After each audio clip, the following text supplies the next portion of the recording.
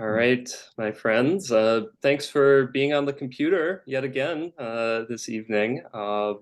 It'd be even better if we were gathered together in physical space, but the virtual space will do. And certainly for a project like ours of bringing together different young people from two nations that are divided by the vast Pacific Ocean, the virtual space works out pretty well. Yeah, I'm really looking forward to sharing a bit more about our youth dialogue program here, co-sponsored by the Living Earth Movement, the Cobb Institute, and the Institute for Postmodern Development of China. So let me quickly pull up just a visual aid presentation that we've put together to just showcase a little more concretely some of the programs we've put together over the past little over half of a year now. So, all right, yes, this is the Living Earth Youth Dialogues from the Living Earth Movement, Cobb Institute, and Institute for Postmodern Development of China. You see, we have all sorts of descriptive language about this event series, sharing from the heart, planting seeds of hope towards ecological civilization. So this is kind of a cluster of values and visions behind this program that certainly is very much inspired by the work of John Cobb and others in this process movement, and very much focused on peace and bridge building. And we're trying to do multiple different kinds of bridge building at once. So certainly we're spanning the nations of China and America, but we're also doing some intergenerational conversation as well. So the youth are foregrounded in our event, but we always have some wonderful leaders from previous generations of peace movements, process philosophy, and theology folks, and being able to be in a place where, oh, these elders are listening to the young people, but they're also giving some sage advice and guidance where requested to do so. So it's a very interesting paradigm that we're stewarding to the best of our ability over Zoom. So before we dive a little more into the details, I just wanted to tell us about ourselves a little bit and our sponsors. So I'm Jared Morningstar. I'm one of the co-organizers of this program, along with Vivian, who's also here and will be sharing this evening. So my primary work and career is with the Center for Process Studies, started by Dr. Cobb a little over 50 years ago now. So I do all sorts of social media and marketing and communication, web stuff, and a little bit of everything for our digital age with that organization. And I likewise do very similar work with the Cobb Institute as well, and a collaborative project between these two organizations known as Process and Faith. And in my little free time that remains after all that work, I definitely try to do some of my own academic work, some scholarship, very much in the religious studies vein, specifically Islamic studies, process theology, mysticism, kind of all across the board, and have my fingers in many different pots, but all the more fun. So there's very much a cosmopolitan and cross-cultural sort of spirit in a lot of what I do. So definitely have been very excited to be involved with a project like this. I have not known nearly as much about Chinese history, Chinese culture, Chinese thinking prior to engaging with our fellow youth leaders through this event. So it's been wonderful to have that opportunity while also facilitating something that, it's really cool and has a lot of community elements. So, but before we get more into that, I will pass it along to Vivian to share a little bit about herself. And perhaps Vivian, you can also share a bit about some of our sponsors. Yeah, sure. Thank you, Jared. Hi, everyone. My name is Xining Son or Vivian. Right now, I am in the West Sichuan province in China, where over here, this is kind of a multicultural, ethnic, cultural, and indigenous region, and that has this Jiarong Tibetan region for over thousands of years. And we are here over 8 years, starting a learning center that hopefully access a bridge for um, young people from outside and also the Tibetan and young people from inside to learn, and mainly for the urban students to come and learn the different worldview of respecting and working with nature of the Tibetan region, and then also to really open an eye to visitors, like in various topics in terms of ecological economy transition, and also serves in projects that related to ecological restoration projects as well. So this is the center I am, and I travel between actually China and the US on a kind of a seasonal, a half yearly basis. Half year I'm here working in education, and then half year I'm in the US, working with our colleagues and friends also in education in the US, and also trying to make connections and bridging these different efforts between the countries. I see myself always been kind of someone in between. I always work as this in betweenness with either country and culture, but also in industries and different stakeholders. I spent my first 10 years after my graduation as a journalist, and journalists and how to say foreign correspondent coordinators, and then at that time we were looking at the Chinese urbanization topics, and worked with designers and architects as well as journalists from the Netherlands, and trying to and uncover stories of China to the European audience, readers. And then later on, I worked as a researcher that actively like making this bridge and making studies between urban context and the rural context, and which led me eventually find a job in the rural area, which I had never thought about myself to be born as an urbanese, and now I have been living in the rural mountainous countryside for over 3 years while I'm in China. And this is also kind of where, like, geographically and context wise, living in between. So I for this year is over in between, and I truly see this the importance of making unity, importance of making finding similarities within all these differences, obey all these differences that we have, cultural geography, values and worldview systems, and they're always something in each other that we could respect and get nutrients from.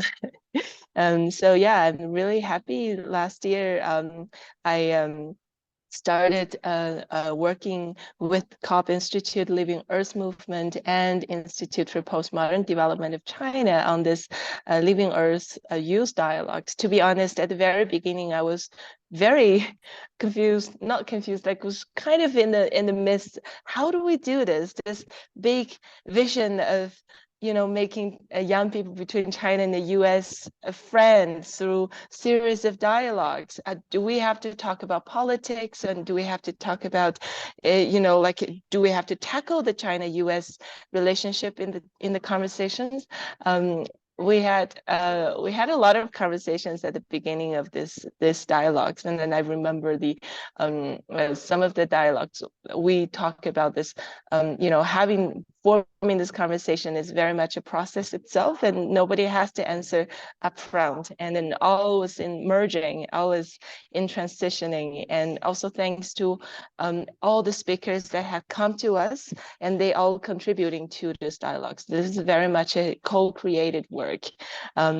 So yeah, I see Wen is here too. I'm really happy she's our first speaker. Yes, back to you, Jared. Thank you. Great. Yeah, thanks, Vivian. Yeah, before we get in a little more specifically sharing about exactly what our program does and some of the guests and topics we've dealt with, I'd like to touch a little bit on yeah, sort of the broad vision, the context. Why are we bringing Chinese and American young people together to talk about broadly ecological and sort of peace-focused topics? Well, certainly we're in an age where both the United States and China are major global superpowers, and currently there's a lot of animosity between these major nations, and the paradigm of competition and fearfulness and these sorts of things certainly are becoming more and more ascendant in the American context.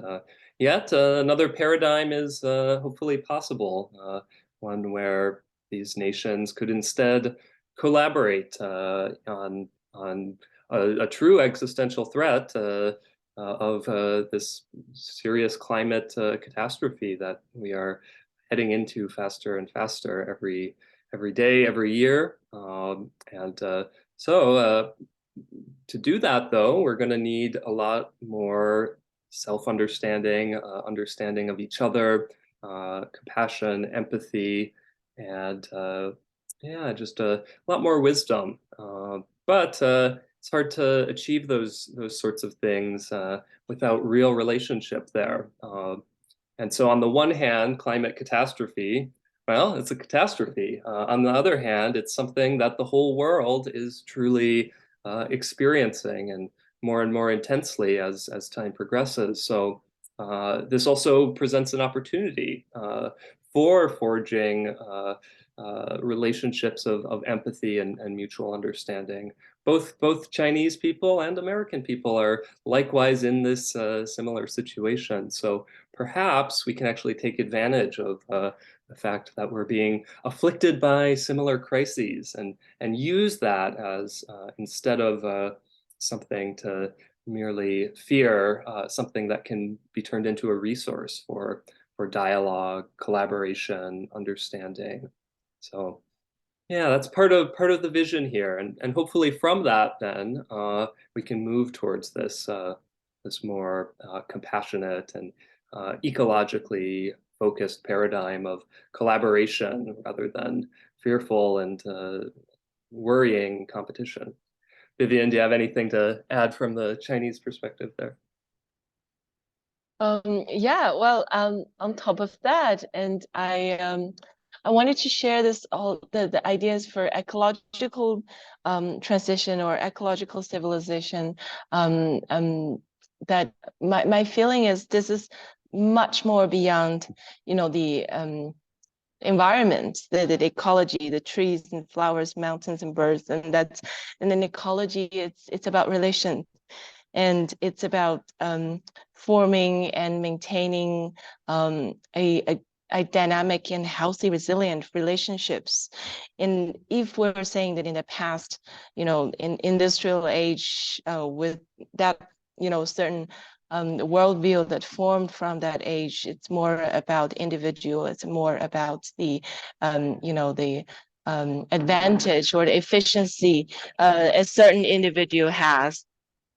But ecological age, it will be about maintaining a resilience relationship. And then I think there's, having dialogues.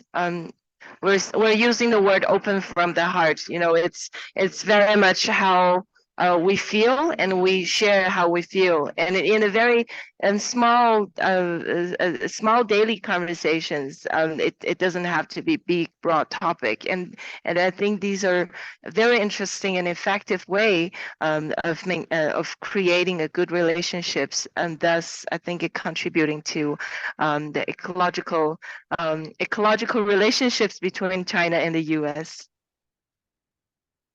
Yeah, absolutely. And one final point about the youth element specifically. There's a lot of potential in terms of what the young people are bringing from both these civilizations, both these societal contexts. There's a lot of frustration with the prevailing paradigms. There's a lot of yearning for something different, and there's a lot of openness too of wanting to connect with one another and not have these traditional identities of nationality and culture be something that divides us, something that is seen as only making us different, and instead viewing these identities as something exciting to be able to explore with one another, to have this appreciation of the diversities of what both Chinese and American traditions can perhaps contribute constructively to a more ecological, uh, more friendly paradigm moving forward. So I'll say a bit now about sort of the format, the structure of our program, and then we're going to turn to some of the events that we've produced and share a little bit specifically about each of them in terms of the speaker and the topics and the kinds of conversation generated. So every first Friday of the month, with a couple exceptions, is when we host our dialogues, and that's US time. It is Saturday morning for our Chinese friends. So it's evening US time, morning Chinese time, and we get together on Zoom digitally for an hour and a half. And typically the event features a single speaker who introduces a topic of relevance that they have personal background in, some experience and passion around, and they give a short presentation, usually around 20 to 30 minutes, really sharing their experiences, talking about some of the intricacies of the topic. And from there, we typically move to facilitating some thoughts and feedback from our elders, from the previous generations who are on the call to get some of that perspective. So Charles and John Cobb, who are both here tonight, are frequent respondents, giving their impressions and ideas to the young presenters. And from there, we open it to group conversation. And oftentimes, this is some of the most exciting and worthwhile part of the event in terms of being able to share from the heart and really make some of these connections.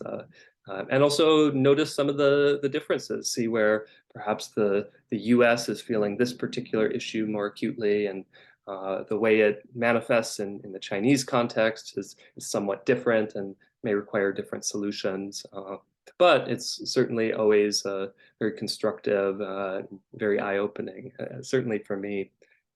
So the whole event runs an hour and a half, and we certainly always have plenty to talk about together. So there's not much downtime, and we've had especially great response from young Chinese university and high school students who've hopped on our calls and really had some wonderful questions.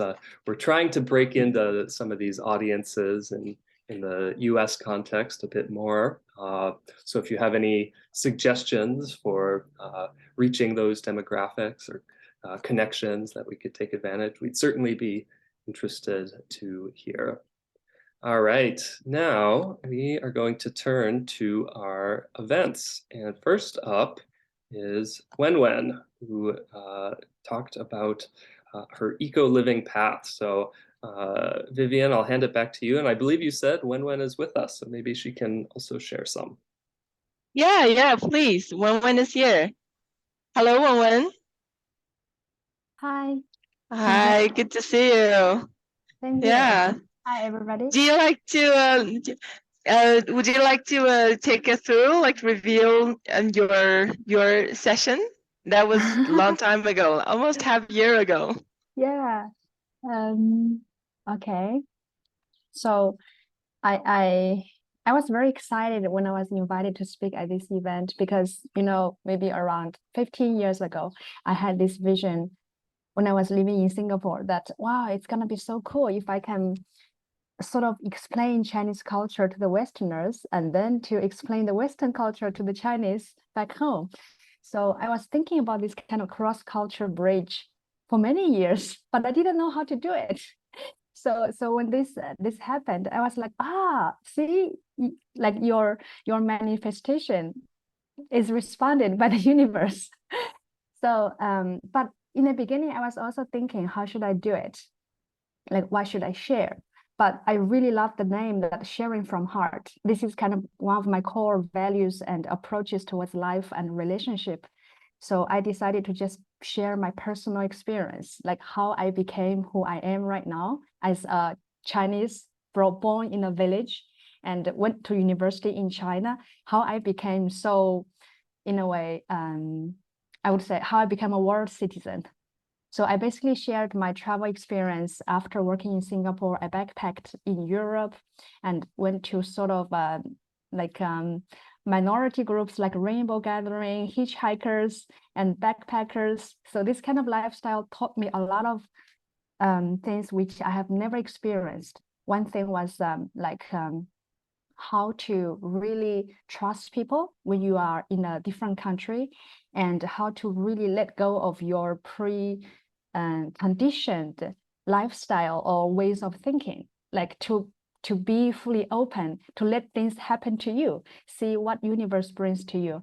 And the third one is how I connected with nature when I was living in the mountains for a month. So all of this changed my life a lot because I started to feel the bigger picture, and I started to feel the connection with the oneness. Like that was kind of like mind opening, because I knew there were many ways to live our life in this world, but that's pure theory. So when I experienced that through my traveling, through the different people I met, I felt like I'm so free and I'm so powerful because I'm supported by the universe. That's when I came across Cobb Academy in China, and then I got to know about Whitehead philosophy. I was like, wow, this is what I've always been feeling in this world. And there's a philosophy describing how I felt. So that was very like exhilarating, because I never thought my personal experience can be, how do I say it, can be summarized or resonated by some philosophy from the history. And there are so many people who are feeling the same way. So, and I through this, I actually found connection in China. Before that, I was rootless, as Whitehead in the education part this pointed out. My background and my education gave me wings, like I could fly, but I had no roots. I didn't know why Chinese people live like this, think like this. I didn't feel connected with them. But through my study at Cobb Academy, and through Whitehead philosophy, through my professors and my other partners in the community, I started to understand my own culture, and then to be deeply mesmerized by my own culture. That was very, very important for me, because I have been searching in this world, where's my home? And now I am home. So yeah, so it's very interesting, and I think it's important to share with other people, let it be Chinese, American, or other friends, how I became who I am. I mean, I'm still nobody, but this journey is so interesting because I went through those stages in life, and I found connections. So those words like oneness, connection, the universe is full of love and emotion. It's not pure words for me, because I really experienced it. So yeah, so I'm very glad I had this platform to share with people. Yeah, thank you, Vivian. Thank you, Vivian. As always, hearing your talk inspires me and warms my heart. And I just want to share one part that I learned a lot from you from the first dialogue, was that you're describing when you're making trust with people from different culture, and you kind of turned yourself to be more open and communicative. And you were saying that if you don't know much about me, don't make assumptions, come and ask me, or vice versa. And then I think that's such a powerful and so straightforward and powerful way of making connections. I think a lot of times our culture, well, either Chinese and US culture, or for us who live cross culturally, we come across friends from the other culture that sometimes we made assumptions, the assumptions that from our own media cultural conditioning that made us trying to make us believe something not so true about the others. It's brave way to break these boundaries, invisible boundaries, and trying to find the truth yourself. And I really respect that. Yeah. Thank you. Okay, Jared. Back to you, Jared. Wonderful. Next, we had Alexi presenting on loneliness, specifically through the lens of architecture and urban design, which was definitely a topic near and dear to my heart. So you might be wondering, what does this have to do with ecology, the environment, that sort of thing? But I can assure you that he did a really marvelous job of weaving together in this very organic way the sort of human concerns with this topic of loneliness and urban design with the sort of ecological or environmental concerns. So we definitely take a sort of wide lens of what could be sort of a relevant topic for these events. And so far, the connections have always come very naturally, which is in itself, I think, very, very ecological in how we are approaching this. So he talked quite a bit about the way that especially typical American urban design really focuses around the car, the automobile, and this form of transportation, how our communities are really separated into these different spaces for living versus for recreation versus for business, and how that is not conducive to forming community in sort of easeful and natural ways. He talked about this idea of third spaces, places like public parks or libraries where people can come and congregate and form community groups, and there's no sort of worry about economic aspects to needing to pay to occupy that space. Like, for example, to go to a coffee shop, you need to buy the coffee, typically, though there are some that really try to open themselves as these sorts of third space communities. So yeah, and from there we had a really interesting discussion about how we can create community, how we can weave in sort of ecological spaces into community building, things like these sorts of eco living situations, these smaller communities that might be more human focused, more kind of natural in the setup of having people together in a much more tightly knit community versus what you typically have in American urban or suburban design. So we really started already with this event to get some real conversations going, and some of the folks that came for the first time for that event have now come back for nearly all of our subsequent events. So I think we really started to see some community building happening here. All right, Vivian, go ahead. Yeah, in the third episode, and we have our friends Luo Yi. She's also an alumni and graduates from the Claremont colleges. And Luo Yi, I believe she came back to China and did something quite similar, um, quite similar to what mountains and creating educational programs that bridge the urban and the rural and children's from different sites in China. And then I think she was very active as well in the education context, and but not only education in terms of like a teacher was teaching to you and preaching some ideas, but also creating like a project-based learning programs, and she bring urban children into the rural countryside to live there, to really live and learn from that context, and then learn something about the cultures and also the challenges that the local is facing, and then think about solutions and collaborations that could help with the context.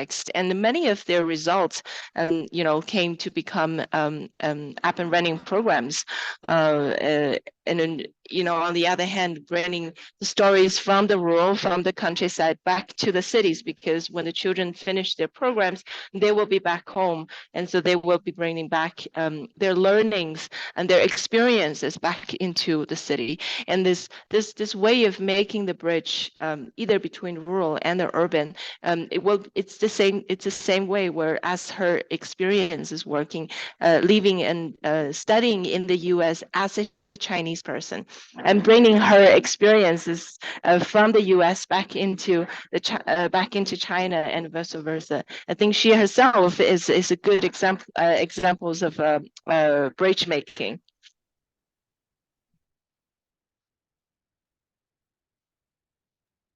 Thanks, Vivian. Next up, it was me. So I came and acted as our featured speaker for one of these events, and I took a bit more of a academic, intellectual direction. Should have stuck in a bit more of the personal element in retrospect, and really embodied that sharing from the heart philosophy. But it was also nice to spend some time thinking through some of the philosophical and sort of intellectual baggage that we've inherited, that are sort of roadblocks to living and thinking in a more sustainable and ecological mode.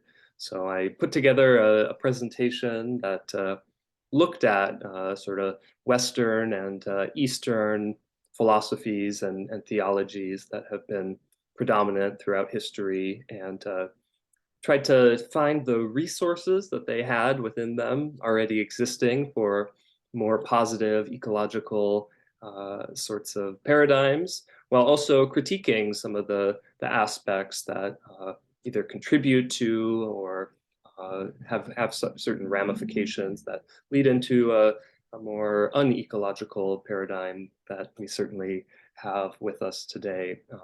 So I talked about sort of the Abrahamic religions and some of the philosophies we've inherited from those traditions that can get in the way with us connecting in sort of a spiritual way with the natural environment. Contrasting that with some of the more Eastern philosophies and religions, Taoism and Buddhism especially, that seem to have this ability to more immediately tap in with the sort of beauty and spiritual significance of the natural world. On the flip side, I thought that some of the imperatives for justice and the focus on history that we get within the Abrahamic faith traditions really provide something substantive to work on the ecological crisis that we find ourselves in. Whereas there can be a bit more of a quietistic element in the Buddhist and Taoist philosophies that views things as cyclical time and has less of a sort of insistence on the kind of reality of creation. So there's sorts of pros and cons with each of these, and certainly a stimulating discussion followed about critiquing some of my assessments of these traditions, while also building on some of the positives that I was trying to point us towards, and seeing where we can find the best in these different inheritances we've received intellectually and spiritually to move forward towards ecological civilization.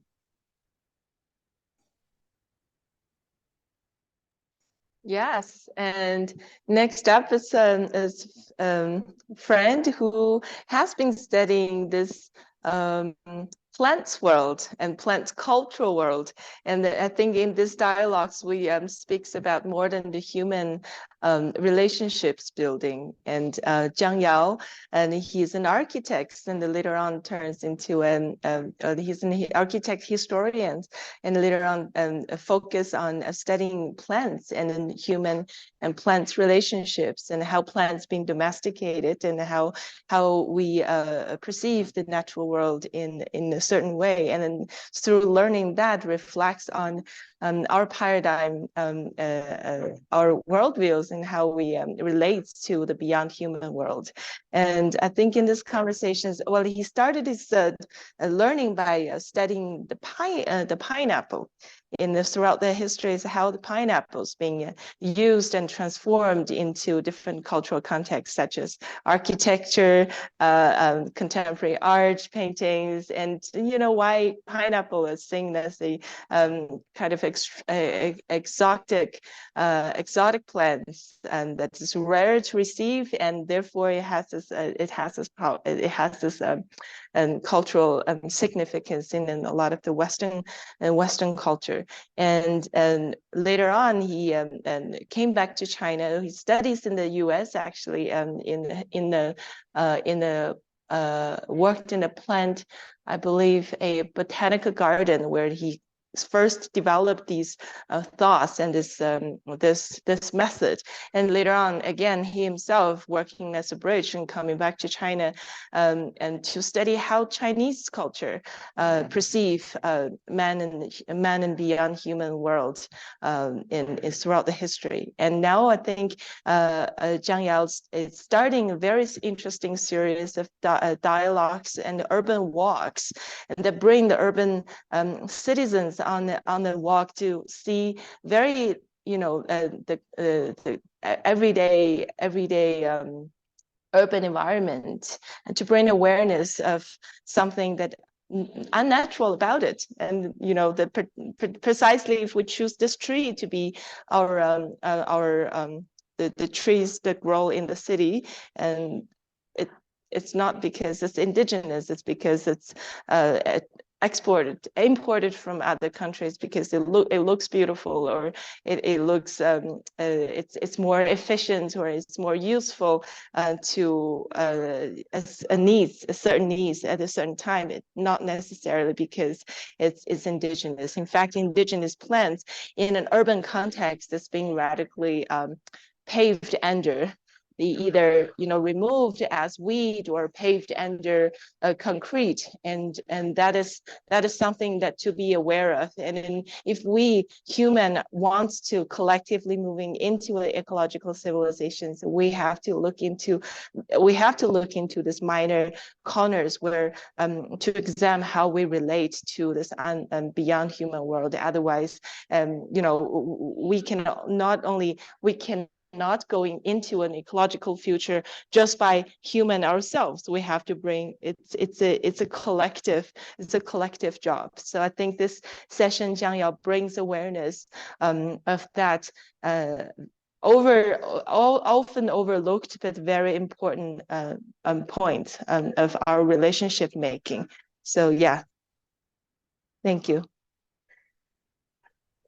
Following that dialogue, we actually did something a little bit different. And instead of highlighting a single featured speaker, we really curated an event that was meant to be fully a conversational, though we did have a number of sort of highlighted voices. Vivian and I were both among those, but we had been tuned into the existing dialogues that had been occurring in the conversational period of our previous events. And one of the things we noticed was certain topics were reoccurring multiple times across different events. And one of the ones that stuck out the most was this idea of pursuing a sustainable livelihood, or finding a career path, a life path that both sort of was sustainable personally in terms of financial and economic considerations, but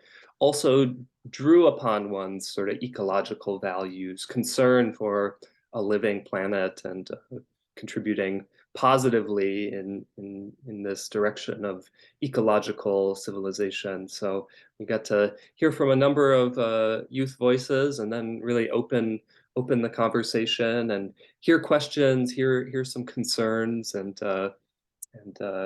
yeah, really try our best to bring our youth wisdom together to figure out how we can navigate this. Because some of the traditional wisdom in terms of how you have a successful career and support yourself, well, some of it doesn't work as well in our current economic conditions, and some of it also has terrible ecological side effects. And you can support your family many generations down if you're a big oil executive, but in the meantime, you're destroying the planet that you're leaving your future generations. So yeah, trying to figure out a new balance, a new sustainable career vision.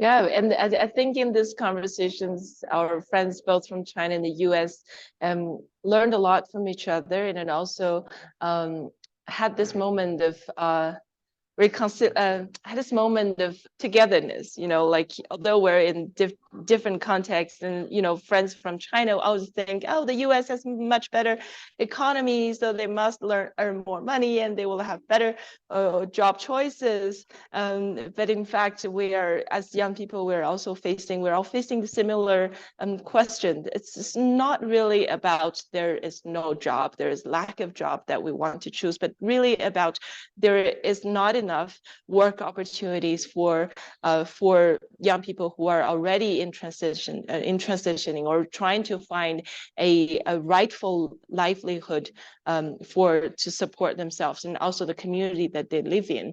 And we're also saying that, oh, I want to be like I want to be a good citizen of Earthlings, but I cannot feed myself. And we had these conversations, and we had this dialogue, and saying that if you make a calculations of your monthly expenses and then start from there, and you actually see that you don't have to spend that much to make an okay living. You don't have to make that much money to make an okay living. And that is working as a safety, working as a foundation to start rethinking what is a future that I want to live in, and how can I, what kind of jobs and working opportunity or even gigs that can move me or together with my community into that future. So I think in that conversations we had a lot of minor aha moments and deeper understanding with each other, and also more in many ways like understanding more of ourselves. And it's a condition. It's not only me in this situation, but we're all in this together, and that brings this, you know, in unity in many ways. Yeah, absolutely. I entirely echo your sentiments. I was surprised and both saddened, but also encouraged to hear that Chinese friends were facing a lot of the same problems as my American peers in terms of finding career paths that don't feel meaningless, that feel like instead they're contributing something positive to the world, and at the same time, you're not living on scraps or struggling to support yourself, or feel connected, that you have an ability to move forward in life. So Yeah, definitely. We could certainly keep talking about that one. Go ahead, Vivian. I wanted to share this one thing. I remember, Jared, I was asking you like how I wanted to make a comparison because in China right now, there are many young people who lived and worked in the urban context and trying to, and now finding their new livelihood lifestyles in the countryside. And I think one is brilliant examples of that. And there are many, many young people are doing so. While me himself is, I'm now living in the countryside. And then I was asking you, like, is there a similar situation in the US? Like, is there this kind of back to the country ideas that in the US right now? And you were telling me that quite the opposite. And the young people are still trying to come to the cities. And for the reason that was interesting, because you were saying that young people go into the cities to find diversity, to find differences, to find more opportunities. And it's quite interestingly, like in China, I think a lot of young people come back to the countryside to find diversity from the urban culture, alternatives from the urban mindsets. And by doing that and finding, creating, let's say, new working and opportunities. I think this conversation brings this different context to our friends from both countries. And I think it in making this comparison make us a little bit more understanding of ourselves as well. Yeah, that's Absolutely. just one thing I wanted to share. Yeah, I look forward to doing more of these conversational events around specific topics. Definitely learned a lot with this one. And finally, our most recent event, which I'll go through somewhat quickly to leave some time for questions and discussion here as well. We had Corinne Hummel, a current PhD student at the Claremont School of Theology, come and share some of her experiences of almost 8 years of urban farming in the Seattle, Washington area, specifically working in a rooftop farm context, some of her organizing there, and some of the challenges to sort of pursuing this paradigm for urban agriculture. So she shared of some of her challenges and the general ecosystem of urban farming in the greater Seattle area, and what some of the pitfalls of highly bureaucratic systems were, and why certain plans didn't work out, but also how this is a paradigm that perhaps is a lot more sustainable than the typical global food swapping model, where you have pears that are grown in Thailand, shipped to Argentina, where they're packaged and preserved, and then shipped back to the up to the US, where they're then consumed. Oh boy, that's a lot of emissions in terms of travel of these foods, and that's a fragile supply chain. If there's a pandemic or something similar that disrupts the global economy and its machinations, well, you can get in a situation easily where local places don't have the ability to sort of provide for their own needs in terms of food and basic amenities. So moving towards other paradigms for food production that are more localized, that are more community driven as opposed to industrial agriculture is probably going to be necessary as we deal with some of the effects of climate change disrupting these paradigms that we've implemented, and the fact that these paradigms are contributing to increased climate change and climate weirding and all these sorts of things. So had a wonderful connection there that was made between this professor of I think agriculture and something similar in the Chinese context that had a lot of questions and was able to give a lot of context from Chinese urbanism, and we were able to come to some realizations of how things may need to be implemented slightly differently in China versus the US, but all in service of this idea of moving towards a more sustainable, localized form of agriculture. All right, we're going to open it up for questions now, but before that, I just wanted to reiterate some thanks to our sponsoring organizations and our visionary leaders, certainly Charles, John Cobb, Mei Jun, and Zhe He at the Institute for Postmodern Development of China, and all the folks helping to support our work here at the Living Earth Movement and the Cobb Institute as well. So looking forward to continuing to produce this program and hopefully broaden its impact. And yeah, Vivian, do you have any closing words before we open to any questions, comments? Come join us. Join us in the conversations, yes. And I do wanted to say something because it's and this special program, it's more than Chinese and US young people making a conversation. And as Jared introduced at the beginning, this is also an intergenerational dialogue.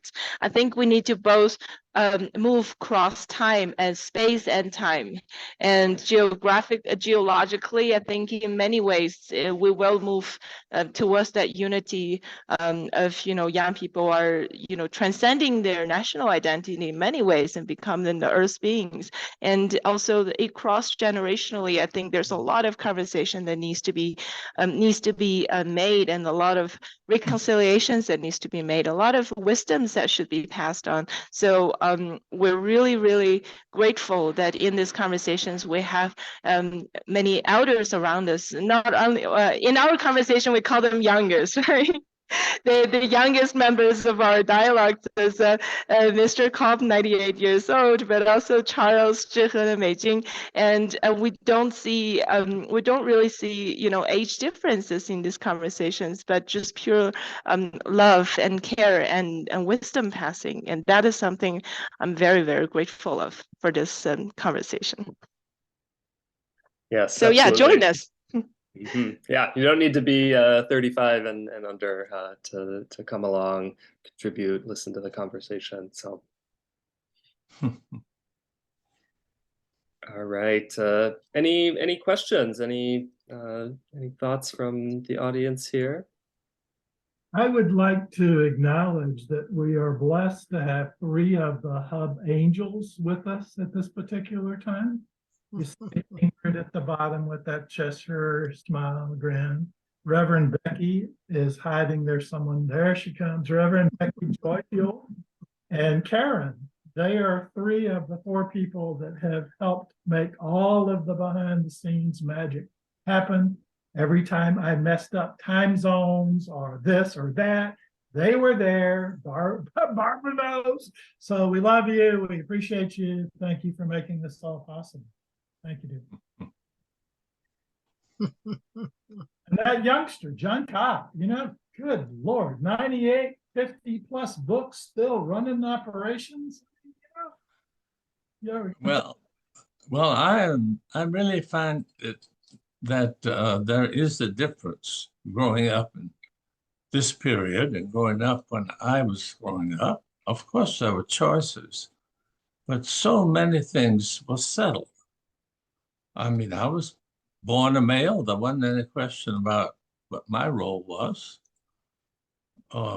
Nobody asked me, or nowhere was suggested to me that I should examine my feelings about my sex and decide for myself about what I wanted to be. That just wasn't, such an idea just did not occur to me at all until much more recent times.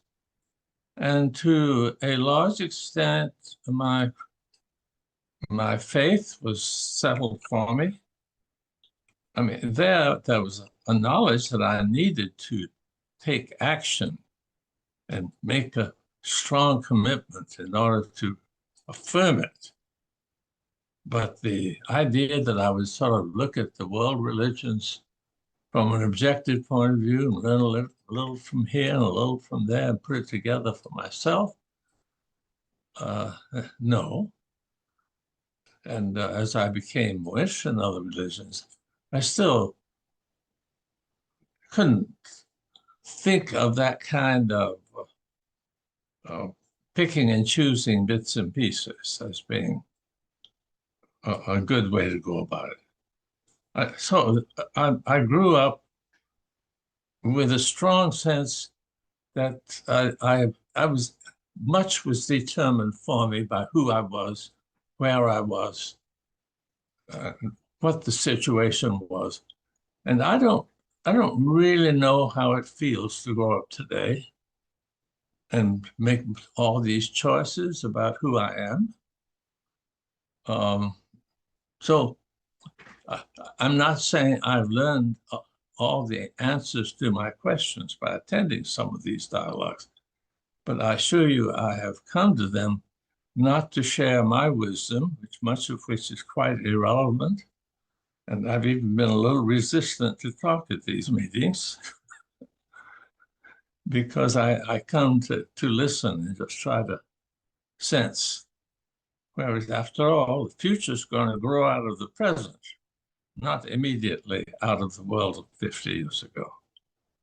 And I'm interested in what's going to happen in the future. And of course, there's some pretty nasty things because not everybody who was born earlier is happy about what has happened. And there are reactions. And I think we must be sympathetic with the reactions. If you built your life around certain givens, to be told all of a sudden they're not givens, it pulls a plank out from under you. I'm not expressing my own personal experience at this juncture so much, but people of the generation before yours, they're not all strong people who can have a plank pulled out and jump to another one. So in the intergenerational things you were talking about, whether you can help the older generation deal with its problems, I don't know. You probably can understand both yours and theirs better than they, as a whole, can understand both theirs and yours. So you may have to take some leadership. And just telling them that they're a bunch of old fogies who don't know what they're talking about, not a sufficient way to deal with people in pain. Mm-hmm. So their behavior often makes one want to shut them up. Yeah, there's a lot of truth in that, certainly, John. It's clear that there's two kinds of problems we're dealing with: the perennial existential problems of being human beings, and then the very unique and emergent problems of our particular moment. And I am doubtless that wise elders can help so much with the former in terms of what they can give to young people.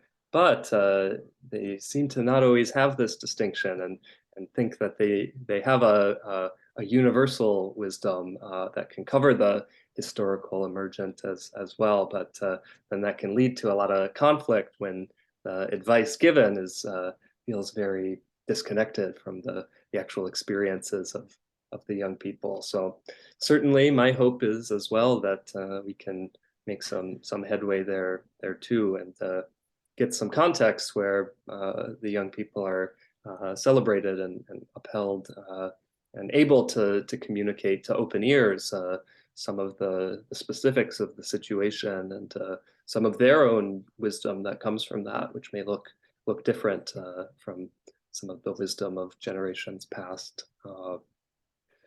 I did see a question in the chat from Ron about translation.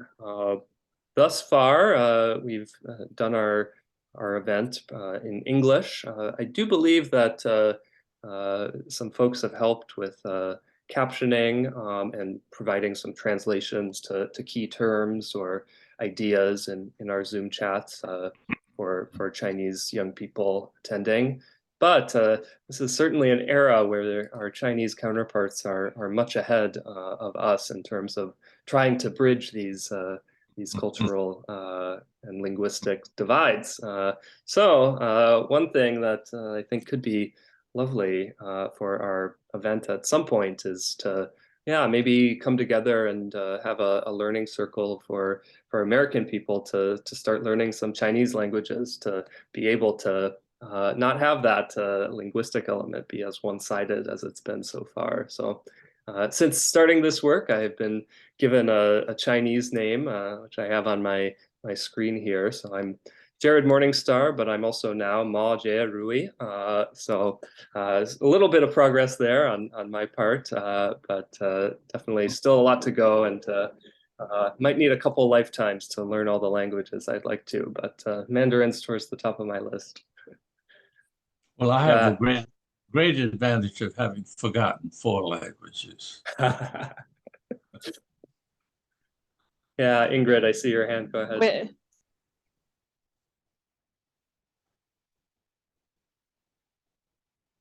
I was going to speak to the translation thing, is that I noticed that when we have the translation enabled in the Global Fire Ceremony Room for events where there's live translation happening, it kind of speeds things up. Have you guys, like, that's definitely an option of integrating that. But also, I'm an avatar master that goes to international events, and we have people from all around the world, and we usually have a very large group of people from China, and we all walk around with our phones. You do not leave your phone anywhere, because it's like we're like talking to each other like this using the Google Translate. It's like it's constant, and it's really fun.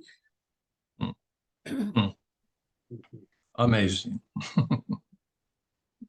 Yeah. Sometimes these technologies can very much facilitate. It's not all bad, it's not all good, and so it's about getting the right balance and having the right wisdom to know how to implement and use. Go ahead, Vivian. I think I heard you. It's more than, I think in general, like most of our Chinese audience could have a very basic level, at least a basic level of listening and speaking. But interestingly, like, you're surprised by how much understanding was made through this daily conversations. It's not much of a bigger conversations, right? It's a daily language conversation, so we can all handle.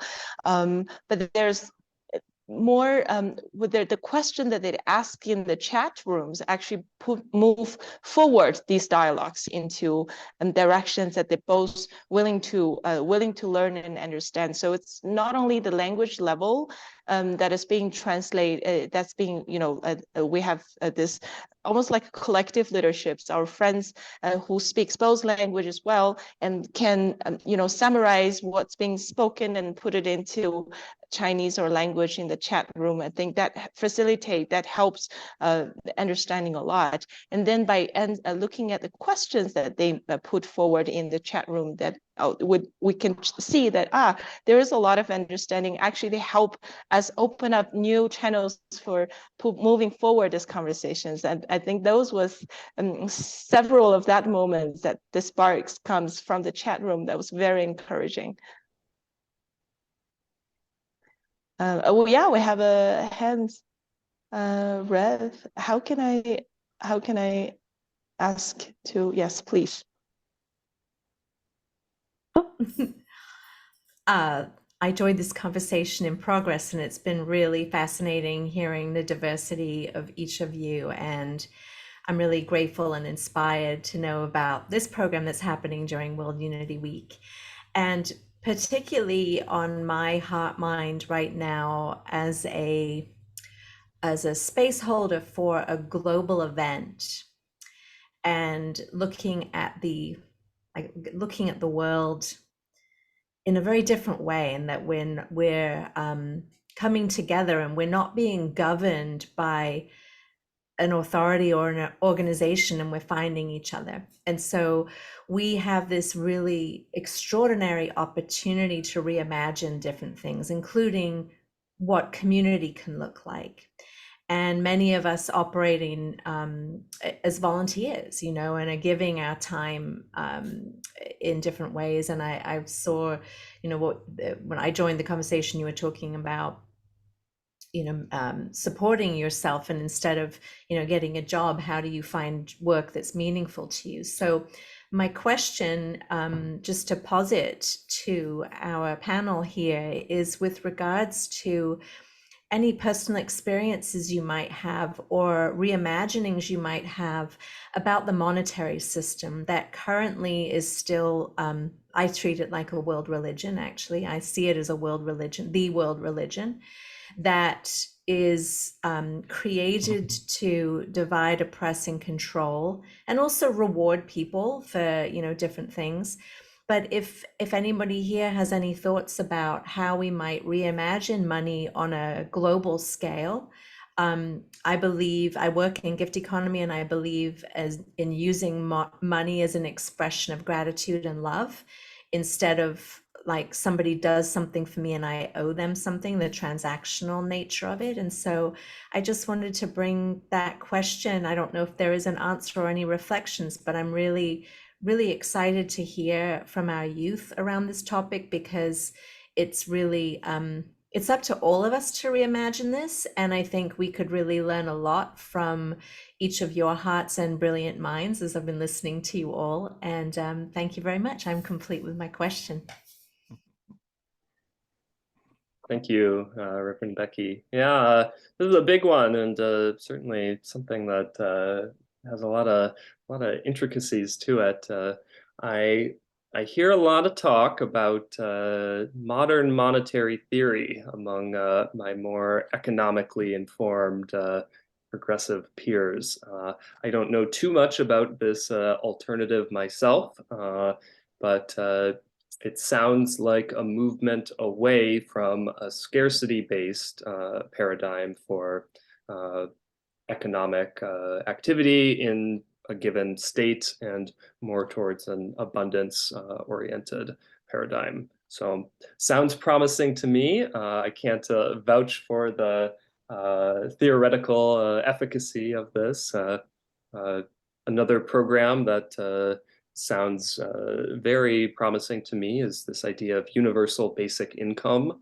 I think that going back to this career discussion, if people could have this basic stipend without unconditional stipend that is able to at least meet those basic needs. Vivian was talking about, oh, if you actually do the accounting, you don't need that much to get your basic needs met. If people could have that guaranteed, boy, so many more young people could pursue their passions, pursue creativity,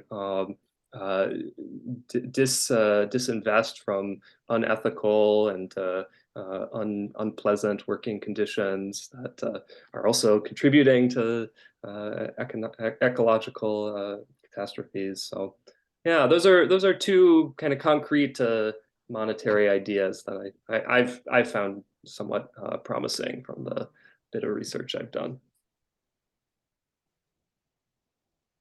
Yes, I also wanted to share that the reality where I am right now, money is not the only currency, and for many years, it's ethnic tribes. This is Tibetan ethnic tribes, but also we have many other indigenous ethnic tribes all around China.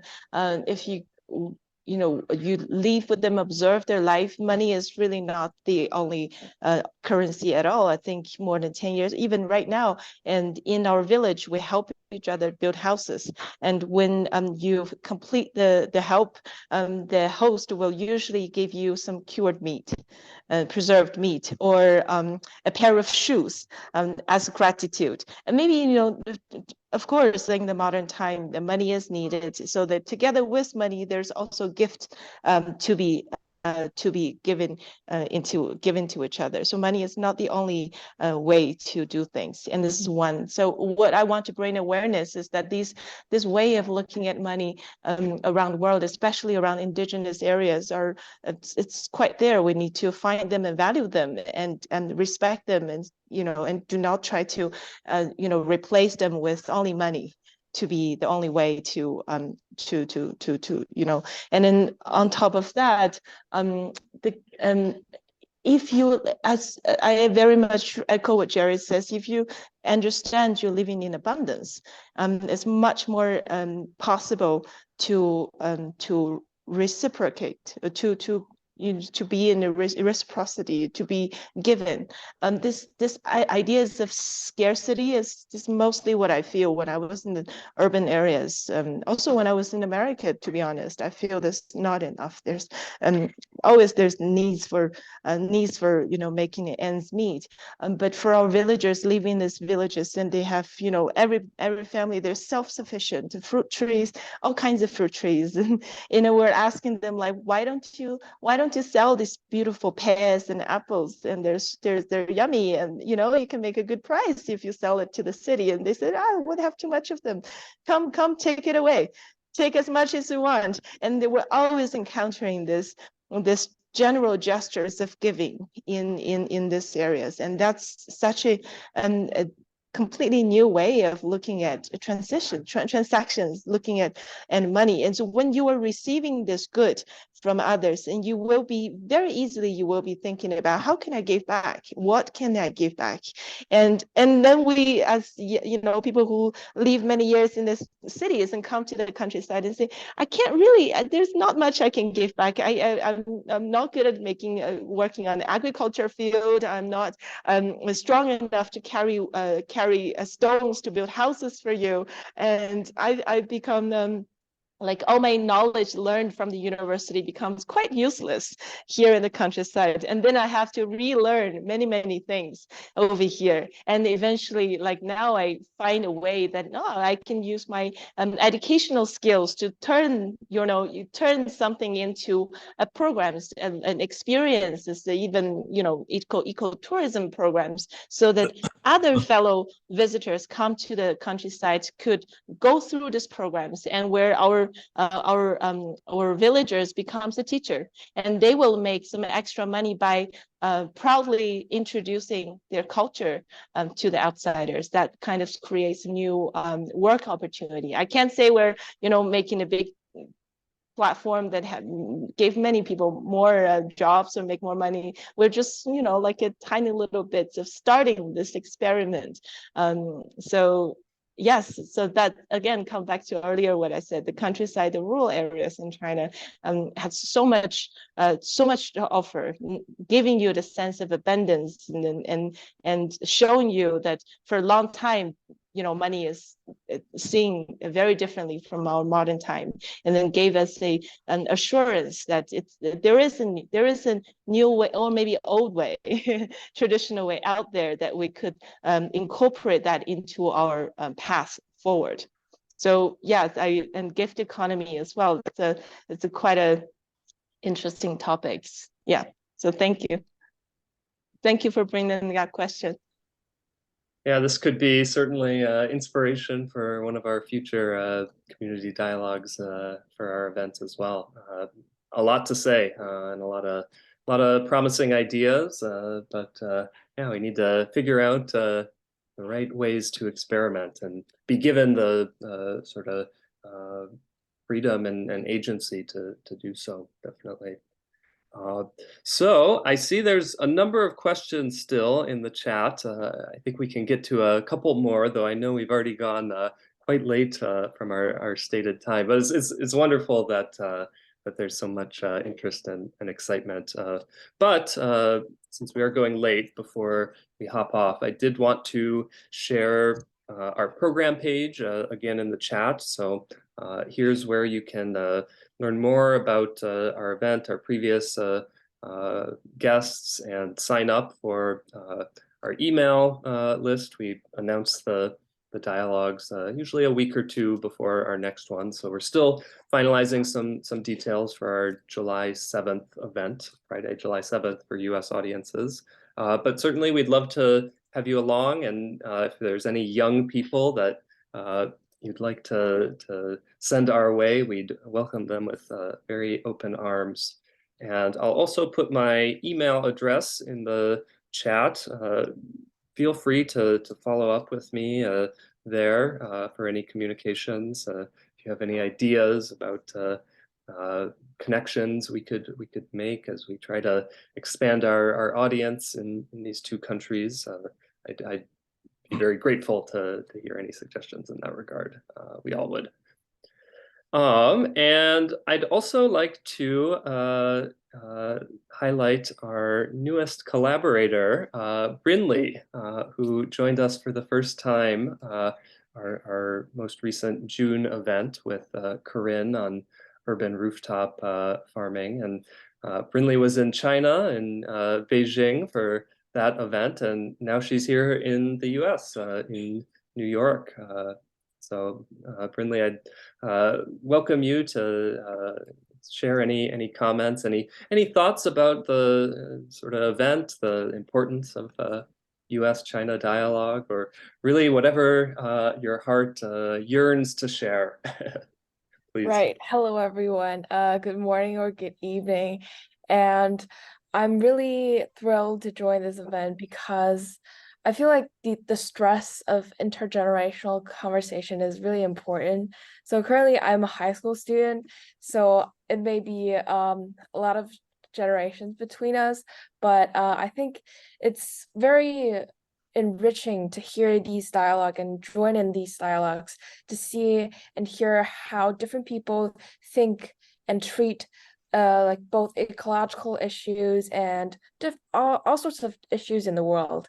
And actually, I'm currently like calling a bunch of my friends who are also interested in ecology and environmental studies to join this dialogue. So hopefully we can bring together some very new perspectives about current modern issues, and we can all have a very great discussion right here. Yeah, it's always very interesting to hear from different people, and especially I found this form of dialogue very interesting because people are always very active in the chat box. Like previously, all of the meetings that I previously joined was like, people are talking and like the hosts are talking, but the audience aren't really joining in the dialogue. But I think living like this Living Earth Youth dialogue is really good in the way that people are all bringing in questions and thoughts into this dialogues to make this more and more thought-provoking, and people are always bringing in new perspectives. So yeah, that's some of my thoughts. Thanks, Brinley. We're certainly looking forward to highlighting you and your voice and your perspectives going forward. So glad you were able to join us this evening. All right, I think we can maybe take one final question before closing out here. And I think a good one perhaps would be from Kat, who asks, what would be the first thing each of you younger people would do to make life living in 2050 better for you? So I've been talking plenty this evening, so I'll pass off to Vivian or Brinley to take the first stab at that question.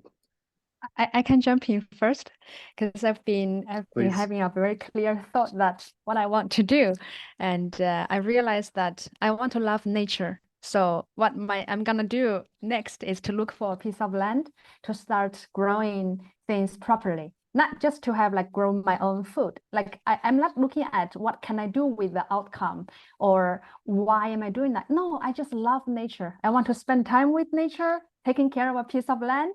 And I think that's what I will do. And I am gonna do that.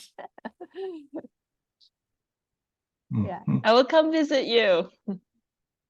Thank you. I think I'm gonna look around and maybe I'm gonna go check out your space as well. Yeah, I'm still looking for places. Yeah.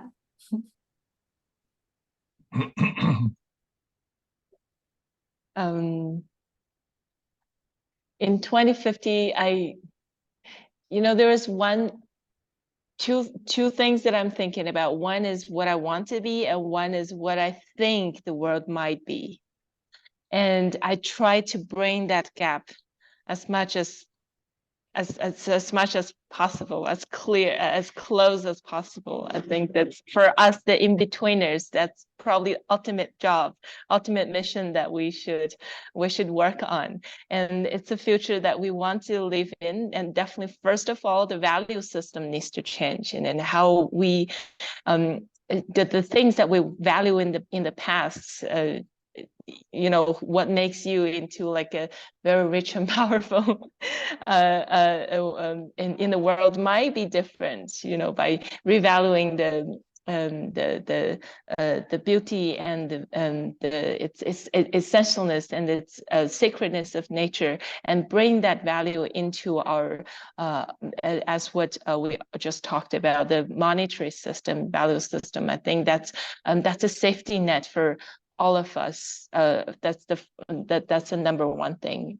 And the second is I wish we could live in a future that we can diversely develop, not only growth but thrive, and then we could have different, multiple ways of appreciating each other's abilities and your yearnings, and then that's a culture and a society will nurture and that diversity. Not everyone going into one direction and one way of success, but in future that nurtures diversity, and that nurturing and valuing diversity of human life will turn into our humans feeling reciprocity with nature and nurture and celebrate diversity of nature in the end. I do believe that human beings has a very critical role in making this future possible. It's not just saying that, oh, we're part of nature and we should make way for nature and let nature do the way it's best. And yes, but not enough, because there's so much nature all around, ecosystems all around the world that it's already being pushed down to almost a collapsed state, and human beings very much made that happen. And I think it's our responsibility to work together to restore this ecosystem, that bring them back into its resilient states, and then we can let them do what they can do the best. And so that's a lot of activities, a lot of how to say, there's a lot of agencies, let's say, human being can do. Definitely agencies our young people in the future can do. So I encourage young people to actively act on restoring the land, restoring that degraded ecosystems, and bring it back into its resilient states. In doing so, we could perhaps restore our own, relationships within human beings, that it can be also in a natural way. I don't want to push you into like a success and big company leaders. I want to appreciate you as you are, and nurtures, encourage whatever pathway that you want to be in. And I think that's a culture that me as an educator wants to create as an environment for my students, for young people in the world, and very much, a culture that I want to live in. I think that will bring closer the gap between what I want to be and what I think the world will be. Yeah. Those are some rich thoughts. Will be hard to follow up, but I'll give it a shot as well.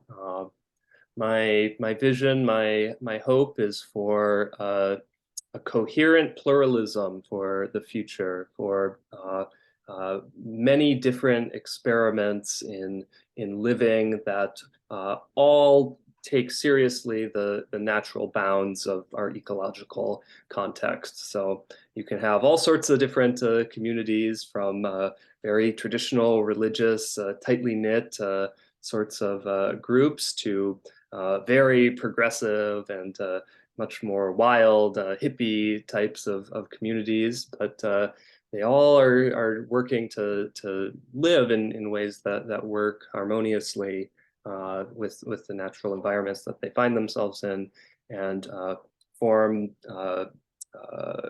consent-based relations with other such communities, and mutually beneficial, and are able to pursue their own sorts of values of living. And I think young people are interested in being parts of those communities, and a variety of different ones.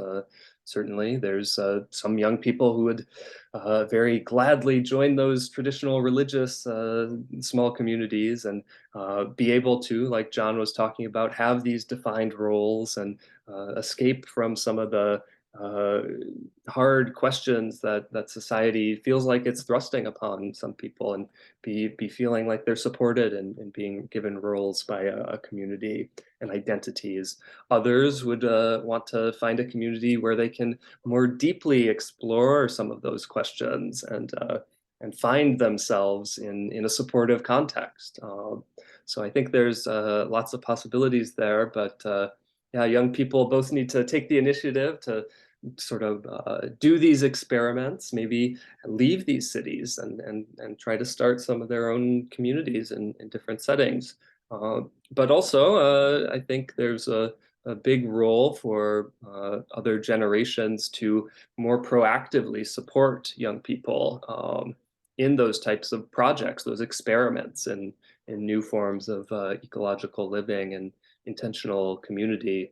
Because right now there's definitely a lot of prescriptivism of trying to tell the young people what to do. And I think moving towards something where there's faith in the creativity, the attunement, and sincerity, integrity of the younger generation to produce some worthwhile alternatives. I think that's definitely a necessity moving forward. So hopefully we can see more of that, and hopefully there can be many different successful experiments and alternative ecological communities and living.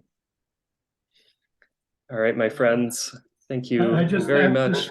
Please, yes, I wanted to give you the last word, Charles. So that can be dangerous, right, Dr. Barber? In 2050, I hope to be as young as John B. Cobb Jr. to have contributed in some small way, as significantly, as substantially, as multidimensionally ways that you have as this group among scores of groups with thousands of people worldwide demonstrates. So thank you for the opportunity. And I have to share that before I offer anything this group, I have to get a note from John. You know, don't you be trying to tell them anything. You're one of them old guys. I keep saying that. So thank you, Jared. Thank you, Vivian, for your extraordinary work. And you've motivated me. The theme today for World Unity Week is abundance. So I'm going to find a way to make a little bit of a donation, just a little bit of abundance, to our co-coordinators of this project. So thank you. Thank you, Charles. Thanks, everyone. Good to see you all. Thank you, everyone. Hope to see you in our dialogues. Yes. Wonderful. Great, stimulating conversation. Thank you. Yeah. Thank you, Barbara. And please share your programs. The peacemaking program that you mentioned earlier. That's very interesting. Yeah.